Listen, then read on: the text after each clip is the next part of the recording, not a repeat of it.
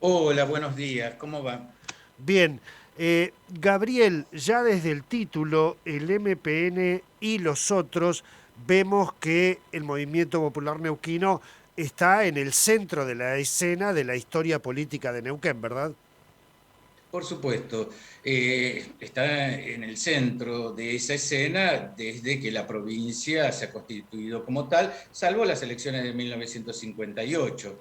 Aún más, uno de los líderes partidarios, Felipe Zapag, líder fundador, también fue parte de los equipos de gobierno militar del año 70. Pero por fuera de esa situación, la historia del partido provincial es una historia muy rica, muy compleja, muy interesante, y desde el año 83 hasta la actualidad viene ganando las elecciones de manera continua, al menos a la escala de gobierno provincial.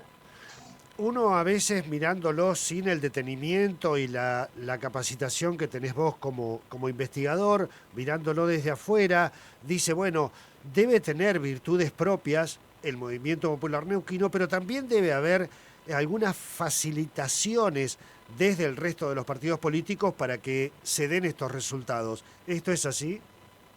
Por supuesto, la principal virtud es contar con un recurso institucional que ha permitido la sucesión de liderazgos y a su vez canalizar eso que denomino una constitución híbrida en tanto como partido, cosa que pasa en muchos partidos profesionales electorales. Contamos allí con tendencias tanto a favor de la modernización como a favor de sostener ciertas tradiciones. En ese punto el partido provincial ha ganado este tiempo tan prolongado con recursos de liderazgo, recursos de poder, y por sobre todo con esa capacidad por integrar distintos actores en su interior y permitirse el lujo de, bueno, de mostrar distintas facetas. Desde ya, cuando hablamos de los otros, y el título del libro efectivamente toca a esos otros, estamos refiriéndonos a un conjunto de actores que han mudado inclusive de preferencias, pero que han sido muy funcionales a la hora de sostener al partido provincial y permitirle ganar las elecciones, al menos a escala provincial y también en ámbitos municipales. Esos otros pertenecen en gran medida al mundo del peronismo provincial, tanto en su vertiente oficialista, diríamos, propia del Partido Justicialista, de ese cascarón que todavía tiene entidad, pero también de aquellos otros actores que se han acomodado muchas veces detrás del propio gobierno provincial, dándole oportunidades a, digamos, los candidatos del partido provincial a ganar las elecciones, pero también a establecer cierta gobernabilidad en el ámbito legislativo y, por supuesto, en ámbitos municipales. Y otra parte de ese mundo de peronistas, desde ya, está en la oposición y constituyendo allí un actor que muchas veces reúne a otras estructuras en función de disputarle el poder tanto provincial como municipal. Antes de seguir con los otros, Gabriel, uno observa que en el propio nacimiento o distribución de roles dentro del movimiento popular neuquino, básicamente dentro de la familia originaria, hubo una asignación, digamos, alguien que se quedaba a echar raíces y gobernar, hacer gestión local, y otros que hicieron gestión nacional a través de el Senado o de la Cámara de Diputados. la, Esta asignación de roles entre Felipe Zapag y Elías Zapag, por ejemplo, en el nacimiento del MPN, también tuvo su continuidad. Digo, no solamente el partido, sino también en lo que es la forma de gestionar, ¿no? Por supuesto, en tanto uno puede distinguir esas distintas partes que constituyen al MPN, porque no hay duda, hay un partido de cara a lo federal, no solo es un discurso hacia el interior, sino en función del ejercicio de una suerte de cancillería, diríamos, en relación al ámbito legislativo nacional, pero Exacto. también en relación al propio Ejecutivo Nacional. Y el rol de Elías Zapag ha sido clave, no cabe duda, no tanto como proveedor de proyectos, aunque los tuvo y destacados, pero mayormente su capacidad de negociación. No nos olvidemos que el presidencialismo argentino y la república presidencialista de nuestro país es la suma no solo de esos tres poderes que se dividen en la rama clásica, sino también por la presencia de los gobiernos provinciales, los gobiernos de distrito. En ese sentido, Elías ocupó un lugar muy importante. Yo llamo a todo esto, digamos, la fase del dominio de los dos príncipes. Y no utilizo el término príncipe en sentido despectivo, simplemente reconociendo que en el liderazgo hay muchas veces división de funciones y en el caso del MPN y sobre todo en esa etapa fundacional, al menos hasta el año 93 en que hasta que la vida de Elías se extingue, pero lo cierto es que hubo un doble liderazgo, doble principado, uno encarnado efectivamente por Elías y el otro por Felipe Zapag, que se va a prolongar, ¿no es cierto?, más allá de ese tiempo, ya que tiene un último momento en su gobierno que no fue el más feliz de todo, del 95 al 99. Si uno observa el panorama, la escena nacional, desde la vuelta de la democracia, por ejemplo, o desde antes hasta ahora, ve que había muchos partidos similares a nivel provincial en nuestro país, pero que se fueron extinguiendo, fueron perdiendo poder, consenso electoral. Sin embargo, el MPN creo que es de los pocos que no solamente que se ha fortalecido, sigue a cargo de la gestión y en el horizonte tampoco aparece, Gabriel, alguien que pueda disputarle el poder a este movimiento popular neuquino. Sí, estás en lo cierto. El movimiento popular neuquino es una criatura que nace, por supuesto, de las dificultades que va a tener el peronismo en los años 50, sobre todo a su caída después del 55, para volver a la escena competitiva electoral. Es la única criatura de ese tiempo que se mantiene en pie. Es cierto que hay otros sellos, y inclusive en Neuquén nosotros pudimos ver en estos tiempos la utilización de algunos subsellos como Unión Popular, pero en otras provincias esas experiencias se han agotado. También es cierto que hay otras experiencias de largo aliento previas a la constitución del MPN, como el Partido Bloquista, o en Corrientes, en Mendoza, en Salta, en distintas provincias, mayormente norteñas o del litoral, donde hubo otros partidos que se originaron tanto de raíz, digamos, por las líneas conservadoras de la política local, como también por el propio radicalismo, pero ninguno de ellos se ha mantenido en pie, al menos gobernando un distrito.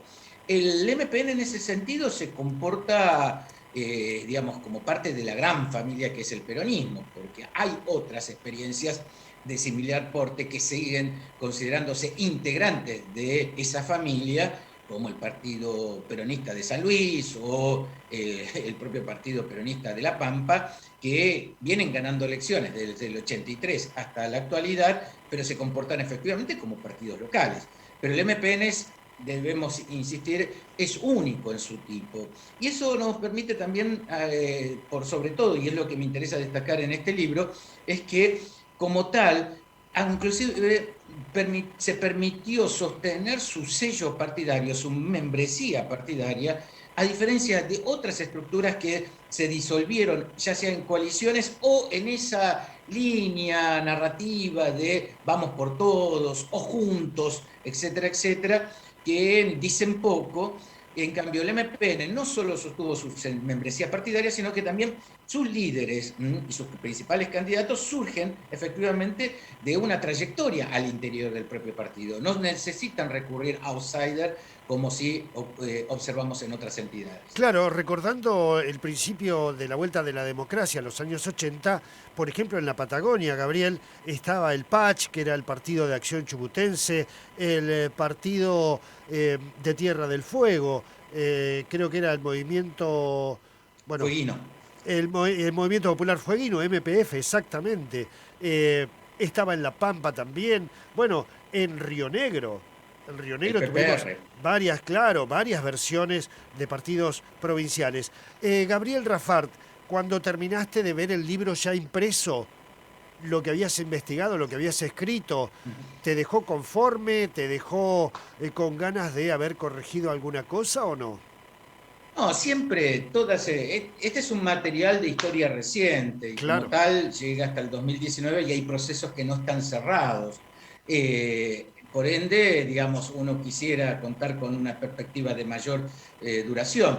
Este libro, de hecho, es la continuación de un libro que yo no había publicado en su momento y que tenía que ver con mi producción en los medios, sobre todo en el diario Río Negro, que se iba a llamar El Tiempo Sovich, ubicándolo allá entre, digamos, abordando la historia del ascenso de Sovich y su caída, creía en ese momento, allá por el año 2008, ya que, bueno, el fracaso electoral de Sovich en su candidatura a la presidencia, bueno, parecía que había agotado su tiempo político. Sin embargo, en este tiempo, hasta el propio Jorge Sovich, figura más que notable dentro de la historia del MPN, ha tenido un tiempo adicional que se mantiene en pie. Entonces, es interesante observarlo desde las perspectivas que te da, digamos, la mediana duración. Por eso hay muchas cuestiones en este libro que puede ser que quisiera revisar, pero esa revisión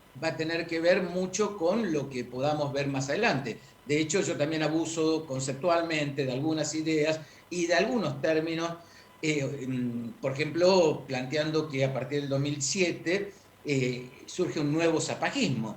Y es cierto que ese nuevo zapajismo está encarnado en Jorge Zapag. Y uno podría decir que las dos administraciones que siguen, las de Omar Gutiérrez, pertenecen a esa lógica, pero habría que ver qué sigue con todo esto. claro. Un material riquísimo el del MPN, porque claro, ahora escuchándote a vos, Gabriel, el MPN tuvo en su historia hasta un candidato a presidente. Creo que Exactamente.